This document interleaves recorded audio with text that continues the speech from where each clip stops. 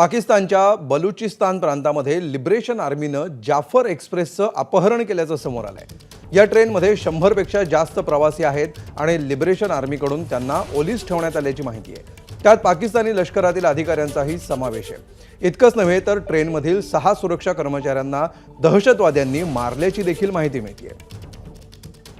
पाकिस्तानमधली ही घटना 100 पेक्षा जास्त प्रवासी असलेल्या ट्रेनचं अपहरण करण्यात आलेलं आहे।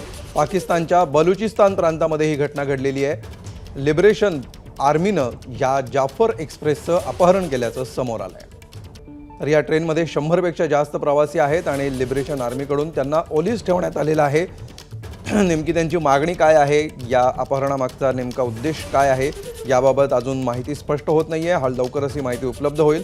मात्र यामध्ये पाकिस्तानी लष्करातील अधिकाऱ्यांचा देखील समावेश असल्याचं कळतंय आणि ट्रेनमधल्या 6 सुरक्षा कर्मचाऱ्यांना दहशतवाद्यांनी मारून टाकलंय अशी देखील माहिती आतापर्यंत समोर आली आहे। ओलीस प्रवाशांमध्ये पाकिस्तानच्या काही लष्करी अधिकाऱ्यांचा देखील समावेश आहे। एबीपी माझा, उघडा डोळे बघा नीट।